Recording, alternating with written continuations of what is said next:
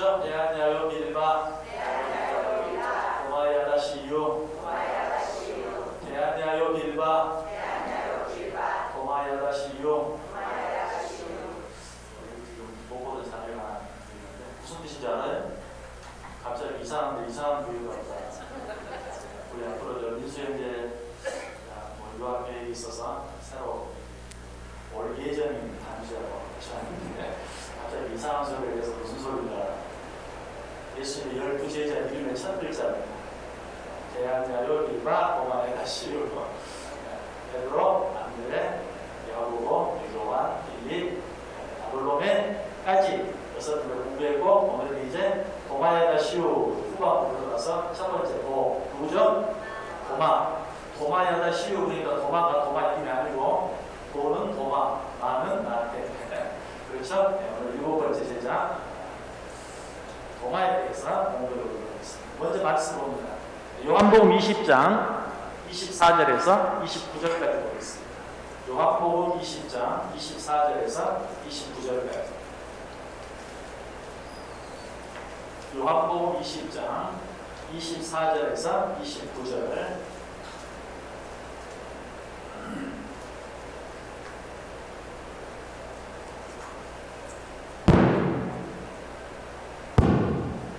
예, 자, 제가 먼저 24절 읽습니다. 12제자 중에 하나로서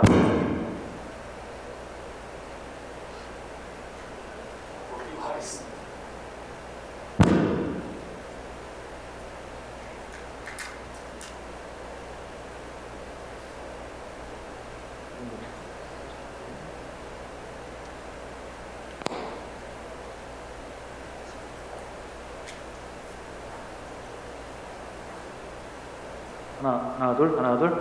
잘 들리십니까? 예. 자, 24절, 제가 읽습니다. 12제자 중에 하나로서 디두모라 불리는 도마는 예수께서 오셨을 때 함께 있지 아니한지라.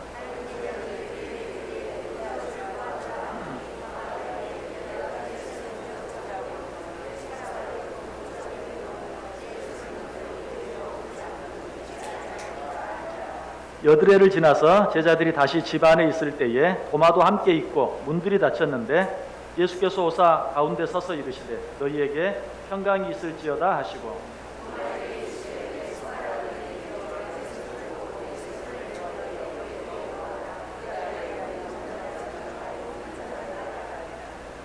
도마가 대답하여 이르되 나의 주님이시오 나의 하나님이시니이다.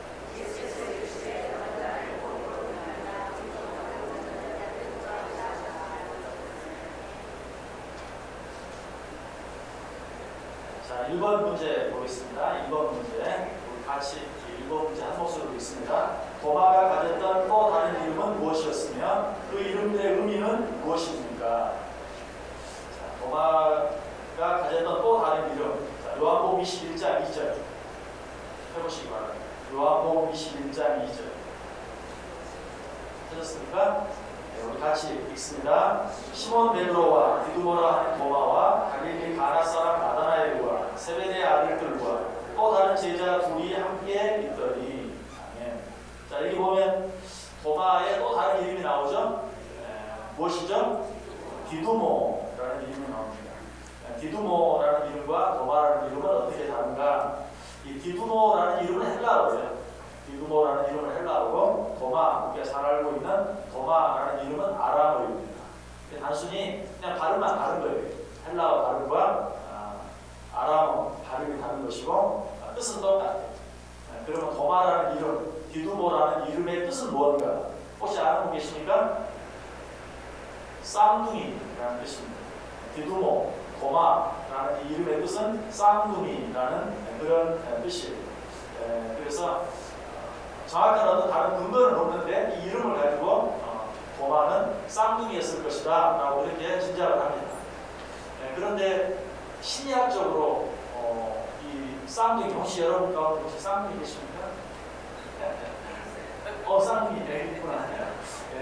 쌍둥이는 좀 경쟁심이 많이 있대요. 이거는 뭐 다 정해진 얘기는 아니고 뱃속에서 같이 있다고 그랬는지 모르겠어요. 실제로 우리 성경을 통해서 확인할 수 있는 사건이 하나 있죠. 누굽니까? 야곱과 에서.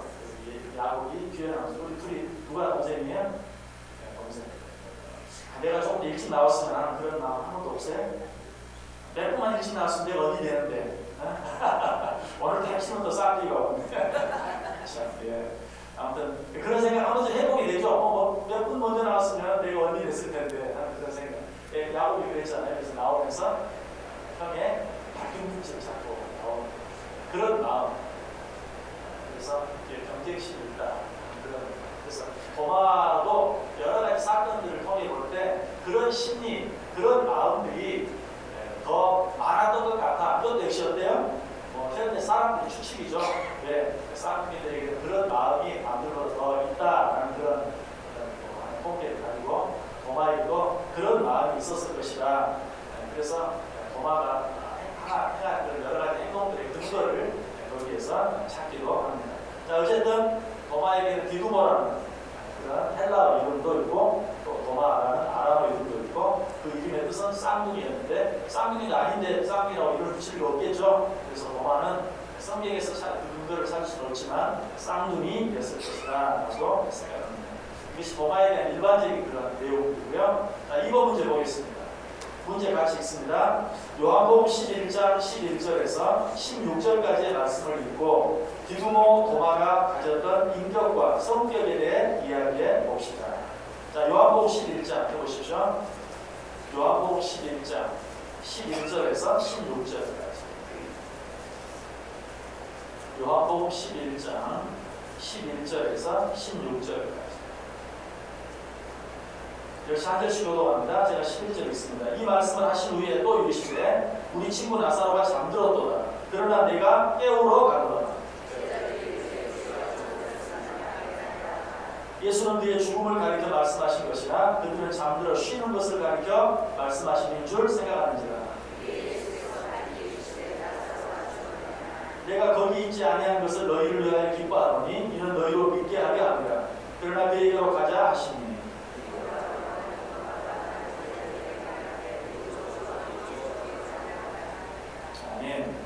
자, 이 내용이 무슨 내용입니까? 우리 지금 사실 주일에 이제 요한복음 11장 생각하다가 연말 연초 되면서 좀 다른 내용을 생각하고 있는데 이 내용 잘 아시죠? 나사로가 병들었다 하니까 예수님께서 이틀이나 더 지체하시다가 이틀 지난 후에 나사로가 완전히 죽은 후에 자, 우리가 나사로에게 가자. 나사로를 깨우러 가자. 그러니까 사람들이 나사로가 죽은 게 아니라 잠들었나? 아니다. 나사로가 죽었다. 나사로를 살리러 가자. 라고 예수님께서 말씀하시니까 도마가 그 말을 듣고 뭐라고 말해요? 우리도 예수와 함께 죽으러 가자. 이 말이 무슨 뜻이에요? 왜 제자들이 그렇게 말했죠? 왜 도마가 그렇게 말했죠? 우리도 예수님과 함께 죽으러 가자. 왜 그렇게 말했어요? 요한복음 이제 11장 8절 말씀 앞쪽으로 좀 가보면 예수님이 그 전에 그 나사로가 있는 곳에 그쪽에 갔다가 죽을 뻔했거든요. 돌에 맞아 죽을 뻔했거든요. 그런데 또 그곳으로 가자고 하니까 아니 뭐 좀 쉽게 말하면 이런 거예요. 죽으려고 작정을 하셨구나. 그런 말이에요. 더 심하게 얘기하면 죽으려고 환장을 했구나. 너무 심한 표현이죠. 그런 표현이 아니 거길 또 가신단 말이에요. 거기 가서 죽을 뻔했는데 차마 그렇게는 말을 못하고 도마가 뭐라고 말해요? 우리도 죽으러 가자. 죽으려면 어디를 못 가겠냐 하는 그런 말이에요. 지금 그렇게 말하고 있습니다. 어때요? 도마의 성격이 어떤 것 같아요? 네, 어떤 것 같아요? 예, 아무튼 이 도마는 상당히 좀 이렇게 좀 도전적이기도 하고 부정적이기도 하고 좀 체념적이기도 하고 하는 그런 성격을 가졌던 것을 보게 됩니다. 자, 그런데 이 도마가 한 말을 통해서 우리가 한 가지 교훈을 받아야 될 게 있어요. 그건 뭐냐면 예수님께서는 우리가 나사로를 살리러 가자 라고 말했는데 그것이 도마의 눈에는 죽으러 가는 것처럼 보였어요. 실제로 그래요. 영혼을 살리는 어떤 일을 하는 행위가 인간의 눈으로 봤을 때, 육신의 눈으로 봤을 때는 죽으려고 하는 것 같아요. 도무지 이해가 안 되고 납득이 안 되는 그런 사건으로 보여줄 수도 있다. 다시 말해서 신앙 안에서 믿음을 가지고 하나님의 말씀대로 살려고 하는 사람들의 모습이 그렇지 못한 사람들의 눈에는 죽으려고 한다겠구만. 뭐 미쳤구만 이렇게 보일 수 있다는 것이. 예수님이 하시는 행동이 도마의 눈에 그렇게 보였어요. 예수님께서는 나사로를 살리러 가자 그랬는데 도마의 눈에는 죽으러 가는 거죠. 그래서 우리도 같이 죽으러 가자라고 말했다는 사실. 그래서 실제로 믿음의 삶이 때로는 믿음을 갖지 않은 사람들의 눈에 그렇게 비칠 수도 있다. 좀 적극적으로 이야기하면 그렇게 비춰야 한다. 여러분 그런 말 들어보셨습니까? 신앙생활 하는 것 때문에, 내가 예수를 믿는 것 때문에 아이고 죽으려고 무슨 짓을 못해? 이런 말 들어보셨어요? 한두 번쯤은 들어보셔야 돼요. 그래야 그 사람이 제대로 신앙생활 하는 거예요. 한 번도 그런 말 안 들어봤다면 내가 정말 신앙생활 잘하고 있나? 한번 확인해봐요. 정말 하나님의 말씀대로 하나님 뜻대로 살려고 하면 아이고 죽으려고 무슨 짓을 못해? 라는 말을 들을 수도 있다는 사실. 어쨌든 이런 모습들을 보면서 그 도마가 아직은 어때? 지극히 인간적이고 지극히 육신적인 그런 가운데 있는 것도 우리가 보게 되죠.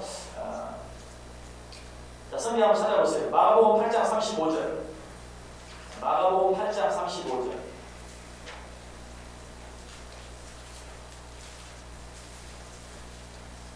마가복음 8장 35절.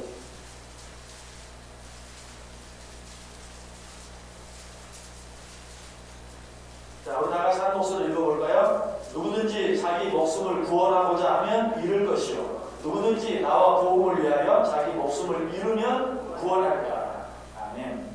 자, 방금 믿음 안에서, 말씀 안에서 살려고 하면 그것이 인간적인 눈으로, 육신적인 눈으로 바라보면 정말 죽으려고 작정한 사람처럼 보일 수도 있다. 그러나 믿음의 눈으로 바라보면 어때요? 죽으려고 하면 사는 것이고 살려고만 하면 죽을 수도 있다. 이런 태도로 우리가 신앙생활 할 수 있어요. 자기 목숨을 구원하고자 하면, 늘 살 길만 찾으면, 늘 어떻게 하면 내게 이익이 될까만 생각하면 그것이 죽을 길이 되고 그것이 정말 내게 손해가 되고, 오히려 죽을 각오를 하고 손해날 각오를 하고 어떤 일들을 하면 그것이 사는 길이 되고 그것이 내게 유익이 되는 길이 된다 하는 것을 말씀해 주고 있죠. 한 구절 더 보죠. 요한복음 12장 25절. 비슷한 구절인데요. 요한복음 12장 25절.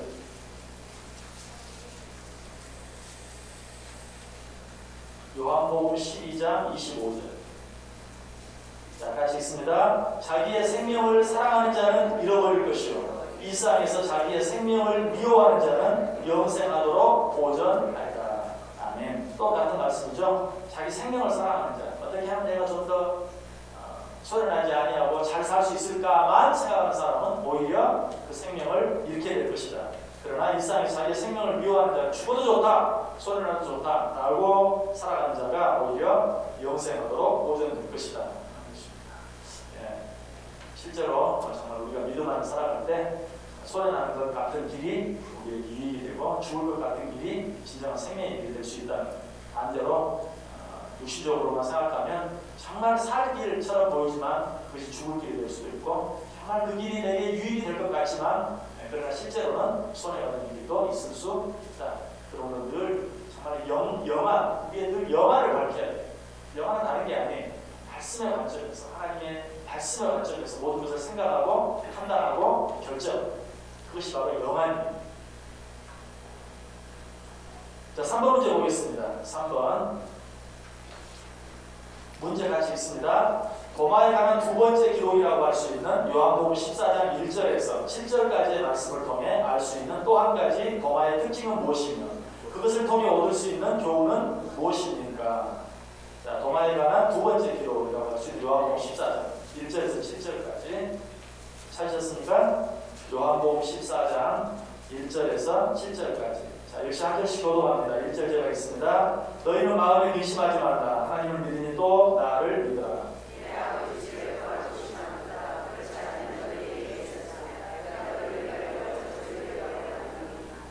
가서 너희를 위하여 거처를 예비하면 내가 다시 와서 너희를 내게로 영접하여 나 있는 곳에 너희도 있게 하리라. 도마가 이르되 주여, 주께서 어디로 가시는지 우리가 알지 못하거늘 그 길을 어찌 알겠사옵나이까.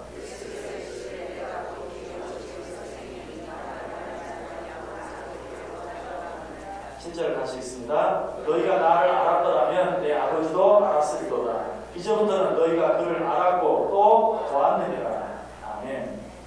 이 요한복음 14장 정말 아름다운 구절이 실제로 어떤 그 성경을 수집했던 전 세계 여러 나라의 성경, 또 시대별로 옛날 성경, 요즘 성경 이런 성경을 수집하던 게벌라인 박사라는 사람이 있는데 이 박사가 정말 수천 권의 그 성경을 수집해놓고 이렇게 그 모든 성경들을 살피는 가운데 중요한 한 가지 사실을 발견했어요. 그게 뭐냐니까 이 요한복음 14장 읽었던 이 앞부분 1절부터 있는 내용들이 가장 많은 성경이 줄이 그어져 있다는 것입니다. 너희가 마음에 의심하지 말고 하나님을 믿고 나를 믿어라. 내 아버지 집에 갈 곳이 많도다. 그렇지 않으면 너희를 이뤘으리라. 내가 너희를 위하여 거처를 예비하러 가느니 가서 너희를 위하여 거처를 예비하면 내가 다시 와서 너희를 내게로 영접하여 나 있는 곳에 너희도 있게 하리라. 이 말씀이 가장 많은 성경이고 또 시대를 초월해서 나라를 초월해서 가장 많은 성경에 이 부분이 줄이 꺼져 있었다는 사실을 기록해 놓은 그런 글을 본 적이 있는데 어쨌든 정말 우리가 이렇게 언뜻 그 내용을 다 이해하지 못해도 너무나 좋은 내용이죠. 실제로 저도 장례식에서 이 말씀을 많이 봅니다. 슬픈 가운데 있는 가족들을 위해서 저희는 마음을 의심하지 말라. 이 말씀 많이 보는데 정말 위로가 되고 힘이 되는 그런 말이. 그런데 이렇게 좋은 말을 듣고 도마가 뭐라고 말해요? 예수님께서 4절에서 내가 어디로 가는지 그 길을 너희가 아니라. 예수님께서 지금 어디로 가실 것을 이야기하죠? 죽으실 것을 이야기하는 거죠. 내가 너희를 위하여 죽어야 할 것이다. 내가 너희를 위하여 죽고 먼저 하나님 곁에 가서 너희를 위하여 있을 처소를 얘기하고 다시 와서 너희도 나 있는 곳에 있게 하겠다 라고 말했는데 도마가 이 말을 듣고 뭐라고 말해요? 5절에서 주여 주께서 어디로 가시는지 우리가 알지 못하거늘 그 길을 어찌 알겠사옵나이까. 이것도 지금 일종이 뭡니까? 빈정거리는 말이에요. 어디로 가는지도 모르는데 주님께서 어디 가는지도 모르는데 우리가 어떻게 그 길을 알겠습니까?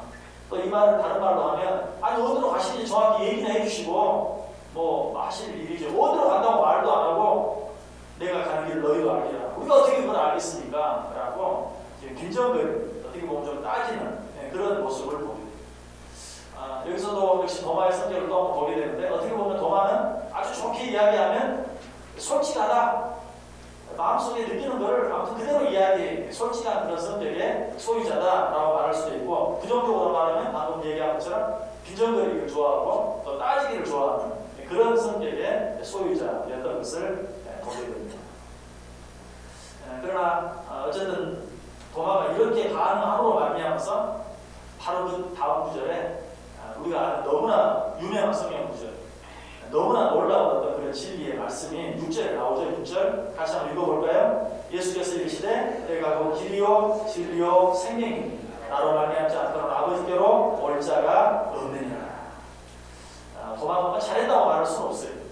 그런데 아니 도대체 어디로 가시는데요? 어디로 간다고 말을 해주셔야 알죠. 어디로 가는지도 모르는데 내가 어떻게 그 길을 알겠습니까? 라고 빈정거리듯이 따지듯이 물었지만 그러나 그 물음으로 말미암아서 어쩌면 성경에서 가장 유명한 구절 가운데 하나님 내가 곧 길이요 진리요 생명이니 나로 말미암지 않고는 아버지께로 올 자가 없느니라. 내가 곧 길이다. 그 길을 어떻게 합니까? 라고 묻는 그 도마에게 내가 곧 길이다. 내가 곧 진리다. 내가 곧 생명이다. 라고 말씀해 주시는 것을 보게 됩니다. 자, 이 사실을 통해서 우리가 한 가지 또 생각해야 될 것은 어쨌든 우리는 하나님 말씀 앞에서 하나님 앞에 궁금한 것이 있으면 물을 수 있어요. 그렇기도 하나님 도대체 이 말씀 읽다가 말씀의 의미가 무엇인지 잘 알지 못할 때 하나님 도대체 이 말씀의 의미가 무엇입니까? 성령님께서 내 가운데 역사하셔서 이 말씀의 의미를 바로 깨달을 수 있도록 지혜를 주시고 또 그 깨달은 말씀대로 따라갈 수 있도록 내게 힘을 주옵소서. 하나님께 구해. 마태복음 7장 7절 이하에 뭐라고? 구하라. 그래야 주실 것이다. 찾으라. 그래야 찾을 것이다. 두드리라. 그러면 열릴 것이다. 우리는 계속 하나님 앞에서도 구하고 찾고 두드려야 그렇다고 해서 도마가 지금 이렇게 말하는 것이 참 잘했다. 칭찬하는 건 아닙니다. 물론 모르면 질문을 해야죠. 모르면 질문을 해야 되지만 질문하는 방법은 한번 생각해 볼 필요가 있죠. 성도들도 가끔 그래요. 모르면 물론 물어야죠. 목사에게도 묻고 물을 수 있는데 묻는 방법이 긍정적인 사람이 있고 부정적인 사람이 있어요.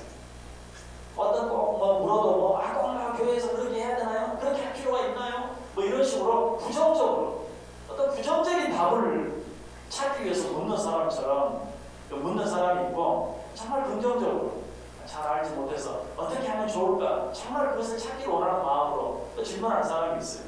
자, 모르면 질문해야 돼. 모르면 배워야 돼. 모르면 알아야 돼. 그러나 그 방법은 어떻게 하는 게 좋을까? 한번 생각해 볼 필요가 있어요.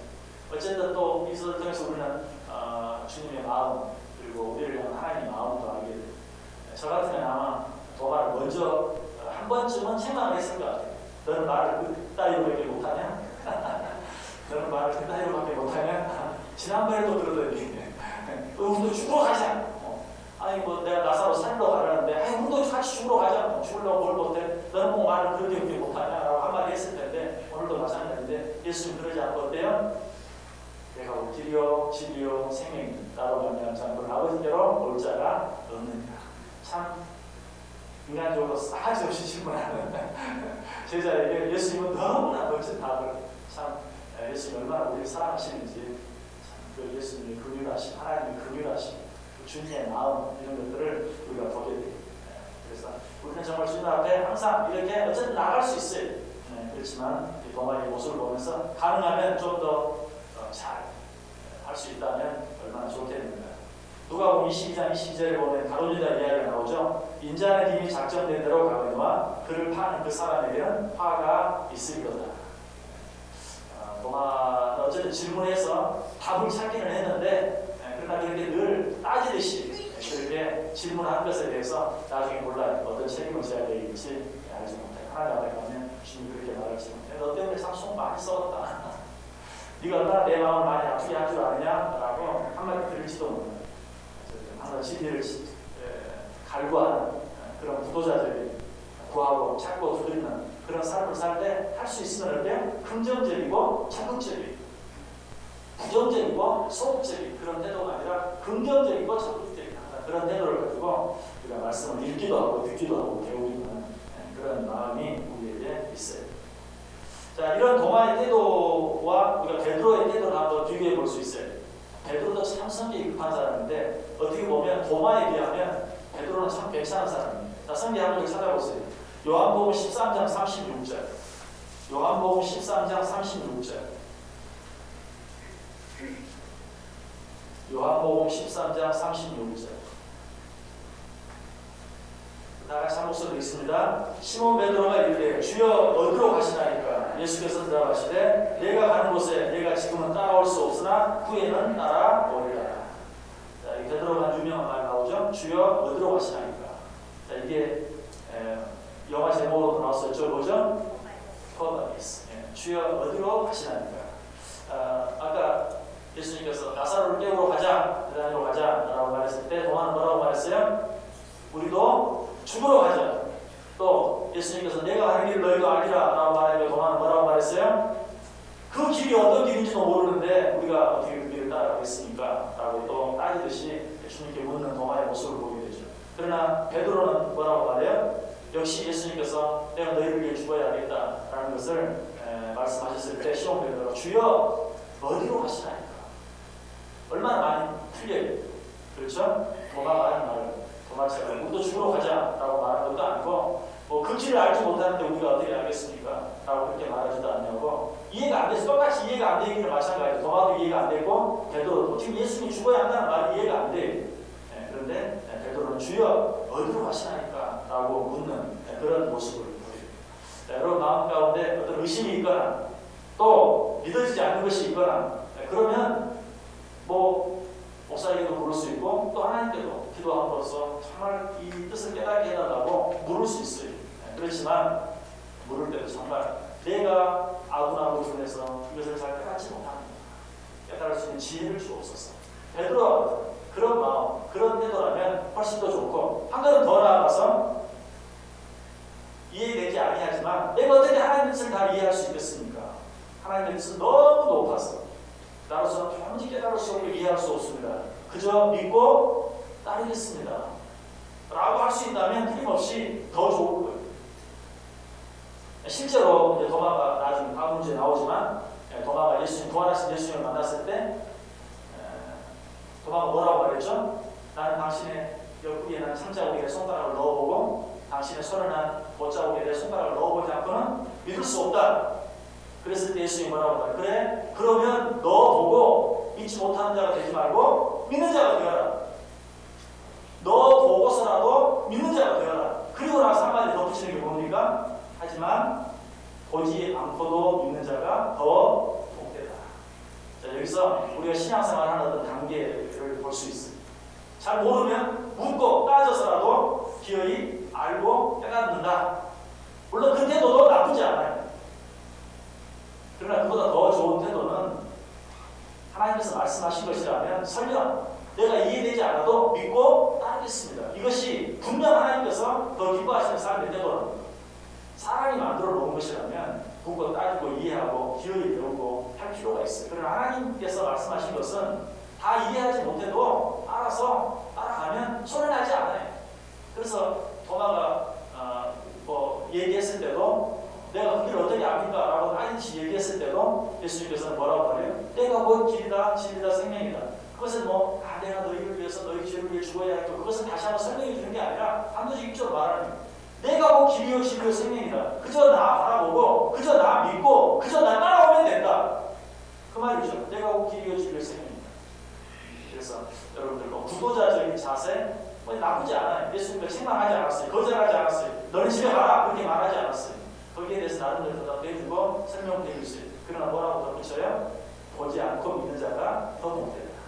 꼭 네 머리로 이해되는 것만 따라오려고 하지 말고 이해되지 않아도 믿음으로 따라오는 것 그것이 더 귀한 것이다 라고 우리 분명히 말씀해주고 있습니다. 자, 이 문제 4번 문제 다시 한번 생각해 봅니다. 자, 4번 문제 우리 같이 있습니다.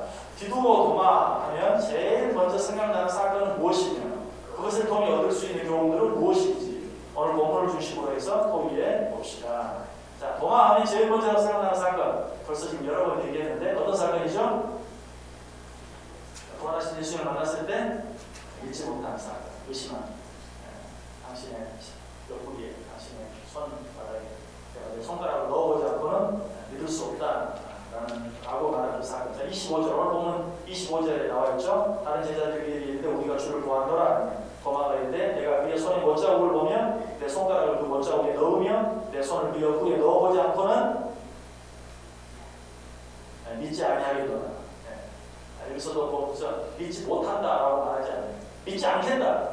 자기 생각에 내가 확실하게 확인해보지 않으면 내가 분명히 그것을 체크하지 않으려고는 믿지 않겠다라고 이야기하고 있습니다. 그런데 중요한 사실이 있어요. 도마가 실제로 손가락을 예수님 옆구리에 넣어봤습니까? 안 넣어봤습니까? 손바닥 못자국에 손가락을 넣어봤어요? 안 넣어봤어요? 갑자기 헷갈리죠? 안 넣어봤어요. 여러분 지금 오늘 본문은 예수님께서 도마가 없을 때 다른 제자들에게 나타났을 때 제자들이 보고 나중에 온 도마에게 해준 말이에요. 야, 우리가 주님을 부활하신 주님을 만났다. 그러니까 그 말을 듣고 지금 도마가 뭔 소리야. 나는 그 옆구리에 손가락 넣어보지 않고는 그 손에 못자국에 손가락 넣어보지 않고는 나는 안 믿을 거야. 그랬거든요. 그리고 나서 후에 실제로 예수님이 도마 앞에 나타나요. 그런데 예수님께서 도마의 그 말한 것을 아시고 도마가 뭐라고 말하지도 않는데 그 손가락 넣어보고 내 옆구리에 넣어보고 내 손바닥에 넣어보고 믿지 못하는 자가 되지 말고 믿는 자가 되라. 근데 도마가 실제로 넣어봤는가? 안 넣어봤어요. 이걸 뭘 알 수 있냐면 그 도마의 성격이에요. 성격. 도마는 늘 말을 그렇게 해.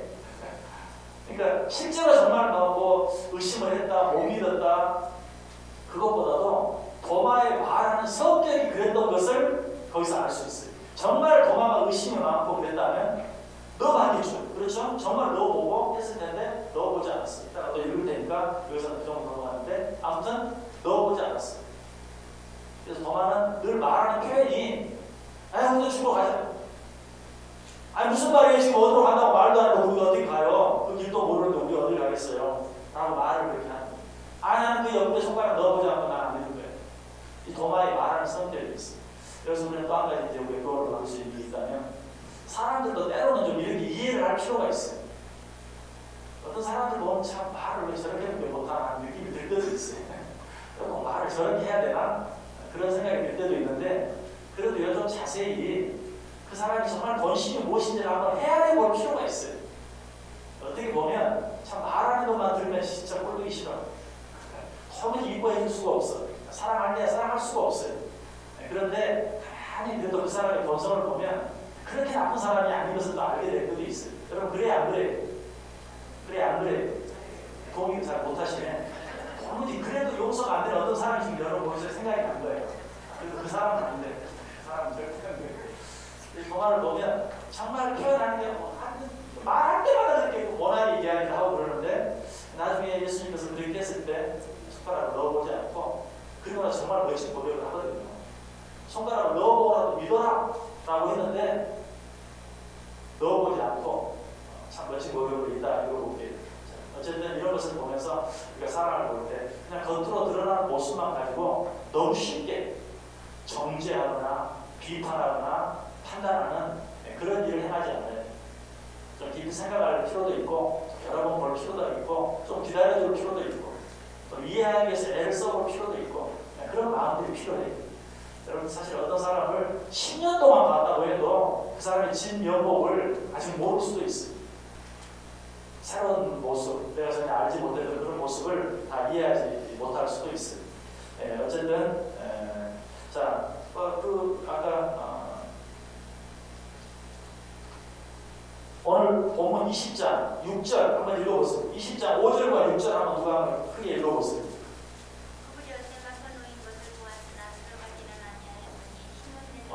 죄송합니다. 오늘 본문 20장 요한복음 20장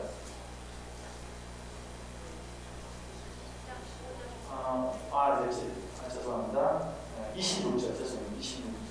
26절 27절 28절 오늘 본문 27절 28절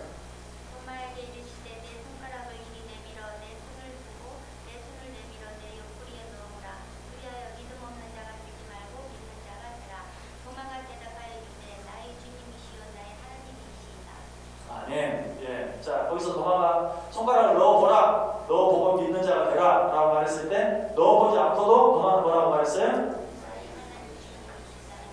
나의 하나님이십니다. 나의 구주이십니다. 나의 주님이십니다. 라고 고백하고 있는 것을 보게 어쩌면 도마가 왜 이렇게 했을까? 어쩌면 자기가 그렇게 원하게 구는데도 자기는 그렇게 따지고 그냥 매사에 그냥 이렇게 자꾸 걸고 넘어지고 하는데도 그래 네가 그렇다면 정말 한번 넣어봐라. 네 손가락 한번 넣어봐라. 넣어보라도 믿어라 라고 말하는 거기에 아마 감동이 되는 것 같아요. 역시 하나님이십니다. 역시 주님이십니다. 역시 나십니다. 라는 그런 고백을 하고 있는 것을 보게 됩니다. 그래서 여러분 도마가 그냥 말하는 그런 성격이 따지기 좋아하고 그렇게 했지만 역시 신앙 고백도 어때요? 시원하게 하잖아요. 성격대로 누구 따질 때만 그렇게 하는 것이 아니라 신앙 고백도 멋지게 가론유다하고 한번 비교해보면 가론유다의 성격과 도마의 성격이 또 비슷한 부분이 있어요. 가론유다처럼 마리아가 향유를 예수님의 발에 부을 때 뭐라고 말하니까 그거 팔아가지고 가난한 사람 도와주면 더 좋지 않느냐 라고 말했죠. 그리고 후에 예수님이 하는 일들에 대해서 다 받아들이지 못했는데 후에 이 가론유다도 깨달았어요. 자기가 잘못했다는 걸 깨달았어요. 그래서 성소에 예수님 판도를 집어던지고 슬피 울었죠. 자, 그런데 그러면서도 회개하지 않아요. 돌이키지 않아요. 도마는 잘못한 부분도 있지만 실수한 부분도 있지만 깨달았을 때는 그걸 인정하고 멋지게 질문도 솔직하게 했던 것처럼 신앙 고백도 솔직하게 화끈하게 그렇게 하는 모습을 보게 됩니다. 일도 다들 성격대로 합니다. 그러니까 좀 성격적으로 좀 부족한 부분, 원하는 부분이 있다 할지라도 여러분 스스로 여러분 자신에 대해 생각할 때 나는 왜 그 성격이 이런지 몰라. 좀 그런 부정적인 부분이 있더라도 그래서 꼭 부정적으로 생각하지 말고 그것을 오히려 적극적으로 활용할 줄 알아요. 좀 일도 꼭 따질 때만이 아니라 일할 때도 좀 그렇게 화끈하게 일할 수 있는 내게 주신 그런 성격들을 잘 활용할 수 있는 우리 인간들이 가장 잘못된 습성 하나가 있어요. 그것은 내 장점은 뭔가, 내 단점은 뭔가 이렇게만 생각하기 좋아하는 거예요. 그렇죠? 여러분들 다 그런 거 있죠? 내 장점, 내 단점. 근데 엄밀하게 말하면 장점, 단점이 없어요. 그 모든 것들은 다 내게 주어진 하나의 성격이고 기질이고 신앙적으로 말하면 내게 주어진 은사예요. 여러분이 장점이라고 생각하는 것만 은사가 아니라 여러분이 단점이라고 생각하는 것도 은사가 될 수 있어요. 제가 언젠가 그 식당 이야기를 한번 한 적이 있는데 서빙을 하는 어떤 종업원이 음식을 놔다가 쏟았어요. 그릇을 깨지고 음식이 다 쏟아졌어요. 자, 그럴 때 어떤 사람은 어때요? 아이고, 어디 다친 데 없어요? 된 데 없어요? 라고 하면서 벌써 음식을 치우고 도와주는 사람이 있어요. 그런데 또 어떤 사람은 그런데 아니, 조심해야지. 그것도 못해가지고 그릇을 깨뜨리고 있냐고. 그 그릇을 들 때는 이렇게 들어야지. 그렇게 안 들으니까 깨뜨리는 거 아니야? 이렇게 말하는 사람이 있죠. 자, 누가 여러분 마음에 듭니까? 당연히 첫 번째 사람이 마음에 들겠죠. 아이고, 조심하세요. 손 다친 데 없냐고. 하지만 여러분, 그 사람은 어때요? 그 사람도 섬기는 은사가 있는 거예요. 어려운 가운데 있는 사람을 도와주는 은사가 있어요. 근데 뒤에 아니, 뜨거운 그릇을 들 때는 말이야, 이렇게 들고 사람이 이렇게 조심하고 저렇게 해야지 말이야, 서빙하는 사람이 그것도 몰라? 이 사람은 어때요? 가르치는 은사가 있는 사람이에요. 가르치는 은사가 있는 사람이에요. 그거를 잘 활용하는 거예요. 근데 우리는 앞에 있는 장점, 앞에는 좋은 사람, 뒤에는 나쁜 사람, 그렇게만 봐요. 남을 볼 때도 그렇지만 나를 볼 때도 그래요. 그러나 그것을 잘 활용하면 난 잘 가르치는 사람이 될 수 있는 거예요. 그래서 여러분이 다른 사람을 볼 때나 여러분 자신을 볼 때나 장점과 단점으로만 분류할 것이 아니에요. 결국 그게 뭐예요? 내게 주신 성격이에요. 그걸 어떻게 잘 개발할 것인가, 어떻게 잘 사용할 것인가, 우리는 그 모든 것들을 은사로 볼 수 있어요. 그래서 도마도 참 노란 짓만 하고 말도 되게 입게만 하고 그런 거 되지만 정말 그 신앙 고백을 하는데 어때요? 좀 멋지게 하는, 자기 성격처럼. 지금 저 같으면요, 그 말을 하고 싶어도 내가 지금까지 한 말이 있는데 내가 지금 여기서 물러나면 나만 바보가 되게. 그러니까 속으로 그런 신앙 고백 하고 싶어도 안 하고 그냥 싹 돌아갔을 거예요. 내가 아까 뭐라고 했어요? 우리도 죽으러 가자, 이렇게 얘기하고. 아니 도대체 무슨 일, 나는 그 일도 알지 못하는데 어떻게 하고 따지고, 나는 그 손가락 넣어보지 않고 난 안 믿을 거야 말하고. 지금 내가 주님은 내 주님이십니다, 내 누구십니다, 내 하나님이십니다 말하고 싶어도 지금 내가 말하면 스스로 내 얼굴에 침뱉는 거에 저거 뒤로 싹 빠질 수도 있다. 도마는 그렇게 하지 않아요. 하나님이 주어졌는데 그대로 좀 고백하고 또 성격대로. 그래서 또 우리가 멋진 그 도마의 신앙 고백을 보게 되는 것입니다. 그래서 여러분들 꼭 다른 사람을 볼 때나 나 자신을 볼 때나 우리가 단점, 내가 원치 않는 모습을 볼 때라도 그 속에 하나님 그런 나의 모습을 주신 이유가 무엇일까 한번 생각해 볼 필요가 있고, 매사에 솔직하게 우리 모든 것들을 표현할 수 있고 고백할 수 있어요. 자, 특별히 4번의 두 번째 문제, 특별히 요한복음 20장 24절을 통해 얻을 수 있는 교훈이 있다면 그것은 무엇인가? 자, 요한복음 20장 24절 같이 읽습니다. 12제자 중에 하나로서 디두모라 불리는 도마는 예수께서 오셨을 때 함께 있지 아니한지라. 여러분, 이 구절을 특별히 여기다 써놓은 이유가 무엇일까요? 예수님께서 부활하셔서 나타나셨을 때 다른 제자들 다 있었는데 디두모라 불리는 도마는 예수께서 오셨을 때 함께 있지 아니했다. 여러분, 이게 문제가 되는 거예요. 여러분, 도마가 특별히 의심이 많은 사람인가? 우리는 늘 도마, 의심하기를 좋아하는 도마만 의심하기 좋아하는 거 아니에요. 여러분, 베드로와 요한 어때요? 마르다와 여러 여자들이 무덤에 가서 예수님의 몸에 향유를 받기 위해서 갔다가 무덤은 열려있고 비어있는 것을 보고 베드로 이야기했죠. 그러니까 베드로와 요한도 처음에는 믿지 못했어요. 그걸 확인하기 위해서 무덤까지 막 달려가는 거예요. 달려가서 베드로는 들어가 보고 요한은 들어가 보지도 못하고. 또 나중에 어떻습니까? 예수님께서 정말 부활해서 예수님의 제자들에게 있는 곳에 찾아왔을 때 종이 예수님께서 오셨다 그랬을 때 어때요? 아무도 믿지 않았잖아요. 저 종이 미쳤구나 라고 말하잖아요. 여러분, 도마만 그런 게 아니, 다른 제자들도 다 그랬어요. 그런데 왜 다른 제자들을 믿고 도마는 안 믿었는가? 예수님이 부활하셔서 나타나신 그 자리, 첫 번째로 나타난 그 자리에 도마만 없었어요. 다른 제자는 있었으니까 보고 알고, 도마는 아직 보지 못한 상태에서 그 옆구리에 손가락, 아니 난 옆구리에 손가락 넣어보기에는 안 믿어. 그러니까 도마가 특별히 의심이 많은 게 아니고 도마가 그 자리에 다른 제자들과 예수님이 부활하신 그 자리에 함께 있지 않았기 때문에. 여러분, 이것을 통해서 우리가 교훈을 얻을 수 있다면 어떤 교훈을 얻을 수 있을까요? 늘 하나님의 말씀을 듣고 배우는 자리에 늘 함께 있어야 돼요. 여러분, 여기서 이 말씀을 들은 분들은 이제 앞으로 그래도 혹시 또 다른 사람들이 조금 문제가 있어도 도마처럼 그냥 묻고 따지기 좋아하고 말 한마디라도 원하게 해도 때로는 그래도 조금 이해하려는 마음이 조금 있을지 모르는데, 여기 이 자리에 오는 사람들은 이 자리에서 그 말을 듣지 않은 사람들은 어때요? 전혀 그런 말을 또 이해하지 못해요. 여러분들이 그래도 좀 봐줘. 그 사람 성격이 그래서 그렇지 속은 괜찮아. 여러분들이 그렇게 얘기해줘도 여기 이 자리에 오는 사람 뭔 소리야? 받아들이지 못해요.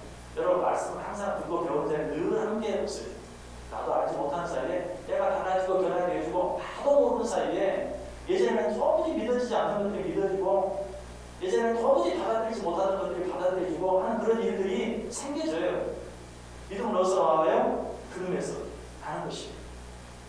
도마가 여러분은 뭐 의심하는 도마 그러는 거 아니에요. 사실 특별히 도마 의심 많았던 게 아니에요. 예수님이 부활해서 제자들이 나타난 그 자리에 도마가 없었다는 게 문제예요. 자, 성경 한번 찾아보세요.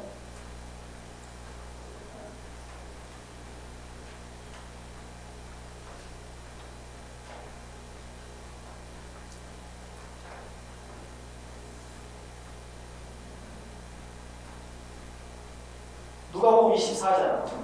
누가복음 24장. 누가복음 24장 10절과 11절.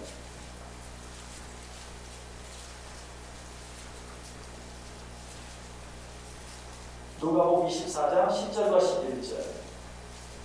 자, 2절 우리 같이 읽습니다. 시작. 그들이 예수의 말씀을 기억하고 무덤에서 돌아가 이 모든 것을 열한 사도와 다른 모든 이들이 알리니 이 여자들은 막달라 마리아와 요한나와 야고보의 모친 마리아다.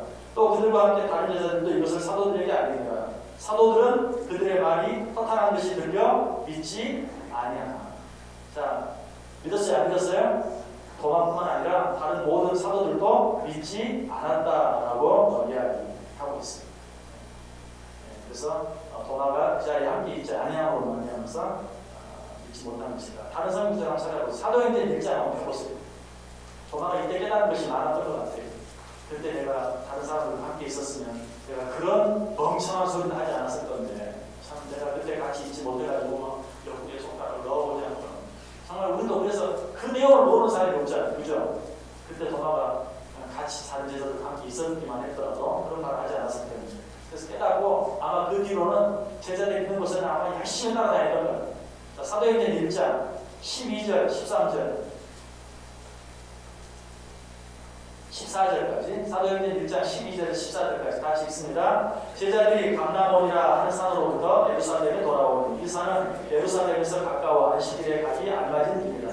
들어가 그들이 유하는 다락방으로 올라가니 베드로, 요한, 야고보, 안드레아, 빌립, 도마, 바돌로메, 마테와 및 알케오의 아들 야고보, 셀로니 시몬, 야고보의 아들 유다가 다 거기 있어. 여자들과 예수의 어머니 마리아와 예수의 아우들과 더불어 마음을 같이하여 오로지 기도에 힘씁니다. 여기 보면 분명히 도마도 다른 제자들과 다 함께 있었던 것을 보게 되죠. 사도행전 2장 46절에도 날마다 마음을 같이하여 성전에 모이기를 힘쓰고 집에서 떡을 떼며 기쁨과 순전한 마음으로 음식을 먹고 모이기를 항상 힘쓰고 같이 있었던 그런 사건을 또 보게 되죠. 그래서 히브리서 10장 24절 25절 너무 잘하는 말씀이죠. 우리에게 뭐라고 교훈합니까? 서로 돌아보아 사랑과 선행을 경외하며 모이기를 태하는 어떤 사람들의 습관과 같이 하지 말고 오직 원하여 그날이 가까워 볼수록 더욱 그리하자. 신앙생활에서 가장 중요한 태도는 모이기를 힘쓰는 것입니다. 내일 명절인데 여러 가지 바쁜 일도 많고 찾아볼 때도 많고 할 일도 많은데 변함없이 이 자리에 나오는 여러분들이 정말 귀한 것이 항상 모이기를 힘써야 중요한 것들을 놓치지 않을 수 있어요. 하나님은 오늘 내게 주시기를 원해서 예비한 것들을 받을 수 있어요. 한 번 빠지는 것, 여러 가지 바쁜 일이 적당히 빠지는 것, 우리는 그때 뭘 놓치는지조차 모르죠. 그 한 시간에 뭘 내가 놓쳤는지, 뭘 듣지 못했는지, 뭘 마땅히 알아야 될 것을 알지 못하게 되는지 우리는 그조차도 알지 못해요. 그건 안타까운 질문입니다. 항상 모여있는 힘쓸 때 그때 하나님께서 우리에게 주시기 원하시는 은혜를 받아 누릴 수 있다 하는 것입니다. 그래서 마태복음 18장 20절에 그런 말하죠. 두세 사람이 내 이름으로 모인 곳에 나도 그들과 함께 도마는 다른 제자들과 함께 하지 못함으로 말미암아서 중요한 것을 놓치고 중요한 실수를 하게 되고 마는 것입니다. 그런데 그 첫 번째 도마가 예수님께서 부활하신 예수님 제자들에게 나타났을 때 도마는 분명히 그 자리에 없었어요. 후에 제자들에게 부활하신 예수님을 만났다는 얘기를 듣고 도마는 예수님이 없는 자리에서 제가 그 옆구리 손가락을 넣고 그 손에 못자국에 있는 손가락을 넣어보지 않고 믿지 못하겠다. 예수님이 없는 자리에서 말씀하시는 것입니다. 그런데 예수님이 다시 오셔서 도마가 있는 자리에 나타나셨을 때 예수님은 그 사실을 알고 어때요? 누가 말하지도 않았어요. 예수님 앞에서 도마가 그 얘기를 또 한 것도 아니. 다른 제자들이 그 얘기를 예수님한테 했는지 아닌지 그건 모르겠지만 성경에 나오지 않아요. 예수님 먼저 말합니다. 이 손가락을 넣어보고라도 믿지 못하는 자가 되지 말고 믿는 자가 되라. 어떤 생각이 들었어요? 분명히 예수님이 없는 자리에서 도마가 그 말을 했는데 예수님은 그 말을 듣고 거기에 대해서까지도 답을 주시는 그런 모습을 보게 되는데 우리 하나님 정말 어떻습니까? 우리가 하는 모든 생각, 우리가 하는 모든 말, 우리가 하는 모든 행동 어때요? 다 듣고 보고 알고 계십니다. 마음속에 생각이라도 조심할 필요가 있어요. 분명 도마는 예수님 없는 자리에서 말했지만 예수님은 자기가 없는 듯 하는 그 말을 아시고 거기에 대해서 말씀해 주십니다. 그리고 믿음 없는 자가 되지 말고 믿는 자가 되라. 믿지 못하는 자가 되지 말고 믿는 자가 되라. 라고 말씀하십니다. 예수님은 우리의 생각을, 하나님 우리의 생각을 알았어요. 우리의 말을 알아요. 나중에 하나님한테 갔을 때 그거 그냥 내가 혼자 해본 말이에요. 그때 그냥 내가 너무 화가 나서 한번 해본 말이에요. 이런 변명은 통하지 않아요. 우리의 모든 생각, 우리의 모든 말 알고 계십니다. 그리고 성경은 또 뭐라고 말하는데 네가 말한 대로 내가 이렇게 하겠다 라고까지 이야기하고 있습니다. 얼마나 우리의 생각과 우리의 말, 우리의 행동들을 조심해야 하는가 하는 것을 또 한 번 우리에게 가르쳐 주고 있습니다. 자, 5번 문제 보겠습니다. 5번 문제 같이 있습니다. 지금까지의 공부를 통해 12제자 가운데 디두모, 도마만 가지고 있는 독특한 한 가지 사실을 발견할 수 있는데 그것은 무엇이냐? 그것을 통해 얻을 수 있는 교훈은 무엇입니까? 문제가 가지고는 답을 찾기가 어려운데 지금까지 여러 도마에 대해서 공부하면서 한 가지 발견한 사실이 있는지 모르겠어요. 도마에 관한 내용은 오직 요한복음에만 기록되어 있어요. 도마에 관한 사건, 특별히 그 부정적인 그런 내용들이 요한복음에만 기록되어 있는 것을 보게 됩니다. 다시 말해서 이 도마에 관한 내용을 마태도 마가도 누가도 기록하지 않았는데 누구만? 요한만 기록을 했다는 것을 알게 됩니다. 그래서 이것도 이제 짐작할 수밖에 없는데 마태, 마가, 누가는 도마의 그 말하는 태도나 성격이 영 마음에 안 들어서 도마에 대한 이야기는 아예 기록하지 않았어요. 그러나 요한은 어때요? 참 요한은 사리 깊은 사람이잖아요. 그래서 요한만큼은 그 도마의 그 모든 일까지도 세세하게 성경이 기록해 보았어요. 어떻게 보면 좋지 않은, 그걸 통해서 우리가 배울 게 뭐가 있어? 우리도 죽으러 가자. 따지는 그런 도마의 모습이라든지, 그 길을 모르는 우리가 어떻게 가겠냐는 말이든지, 손가락을 넣어보지 않으면 내가 믿지 못하겠다라든지, 이런 말, 도대체 그런 도마의 그런 말, 그런 태도를 통해서 우리가 뭘 배울 수 있겠느냐? 마태, 마가, 누가는 기록하지 않았지만, 요한은 그런 모든 내용들을 기록해서, 우리가 어때? 한 시간, 어떻게 보면 도마의 그 부정적인 모습, 하나도 배울 것이 없는 것 같은, 도마처럼 되지 말자. 그 내용 말고는 하나도 배울 것이 없는 것 같은 그런 내용을 통해서 다른 제자들 못지않게 우리는 많은 교훈들을 보고 배우고 또 생각하게 되었습니다. 선악이 교사다라는 말이 있죠. 무슨 말입니까? 선도 악도 다 내게 스승이 된다. 우리가 말씀을 볼 때나 사랑을 볼 때나 역시 그런 태도가 필요해요. 좋은 것만 내 스승이 되는 게 아니에요. 나에게 정말 어떤 좋은 모범이 되는 사람만 나에게 스승이 되는 게 아니에요. 그렇지 않은 사람을 통해서도 우리는 또 많은 것을 배우게 되고 또 그렇지 않은 그런 모습을 통해서도 우리가 깨달을 수 있는 것들이 많이 있어요. 그래서 사도 요한만 이런 내용을 기록했는데 그 내용을 통해서 우리가 많은 교훈을 얻게 되는 그런 것을 보면서 우리도 그냥 내가 원하는 것만 취하고 내가 원하는 것만 받아들이고 하려고 하지 말고 내 마음에 들지 않는 것까지도 받아들이고 또 그런 일이 왜 나에게 생겼고 하나님이 왜 저런 사람을 나에게 붙여가지고 그것까지 한번 생각해 보면서 그 일을 통해서 나에게 주려고 하는 교훈이 무엇인지 한번 생각해 보면 그것 자체가 우리에게 큰 위로가 되고 은혜가 되고 축복이 된다는 것입니다. 어쩌면 바로 그런 일을 위해서 12제자 가운데 도마, 예수님께서 도마를 선택할 때는 도마가 그런 사람이라는 걸 몰랐을까요? 다 알았겠죠. 당연히 모든 걸 다 아시겠죠. 나다나엘을 선택할 때 어때요? 내가 벌써 너를 알았다. 네가 그 무화과나무 아래서 그 말씀을 볼 때부터 나는 벌써 알았다. 예수님은 모든 것을 아시고 다 선택했습니다. 도마의 그런 문제, 그런 성격, 여러 가지 문제들이 있는 줄 알았지만 알고 택하셨어요. 왜? 그를 통해서 우리에게 가르쳐 주기를 원하는 교훈이 있었기 때문에. 혹시 여러분 가운데 오늘 도마를 공부하면서 여러분 자신 속에 여러분이 원치 않는 부분이 있다 할지라도 그들을 실망하지 마시고 원망도 하지 마시고 하나님 나를 왜 이렇게 만들어 놓았습니까? 불평하지 마시고 하나님이 그렇게 만들어 놓으신 뜻이 무엇인지, 내가 그것을 가지고 어떻게 봉사해야 될 것인지, 어떻게 신앙생활을 해야 될 것인지 한번 생각해보고 하늘로 더 나아가서 내 옆에 있는 다른 사람, 정말 저 사람만 없으면 내가 세상을 기쁘게 살 것 같은데, 신앙생활 잘할 것 같은데, 그런 사람까지도 왜 하나님이 그 사람을 되게 하여 주셨는지, 하나님 왜 그 사람을 내게 붙여주셨는지 생각해보면서 신앙생활을 할 수 있는, 그렇게 하면 정말 하나님 앞에 갔을 때 여러분들이 더 큰 칭찬 받게 되고 더 큰 상도 받게 될 줄 믿습니다. 자, 오늘 공부한 내용 가지고 질문 있습니까? 도마처럼 한번 따져보세요. 잘 가르쳐줘야 알지만 잘 가르치도 못해 내가 어떻게 하겠습니까? 한번 기도하겠습니다. 내 속에 참 아름답지 못한 것들이 있습니다. 그러나 하나님 뜻이 있어서 그것도 내게 주신 줄 압니다. 하나님 정말 나를 힘들게 하고 어려울 때는 어떤 사람이 있습니다. 그러나 그를 내게도 주시고 하나님 뜻이 있는 줄 압니다. 하나님 그 뜻을 찾게 하시고 겸손히 나를 위해 주신 것으로 받고 살아갈 때에 그 모든 일들을 통해 하나님 영광 받으시고 하나님의 뜻을 이루시고 내가 좀 더 아름답게 다듬어지게 하시고 하나님의 일을 다 잘 감당할 수 있게 해주옵소서. 조용히 묵상하는 마음으로 기도합니다.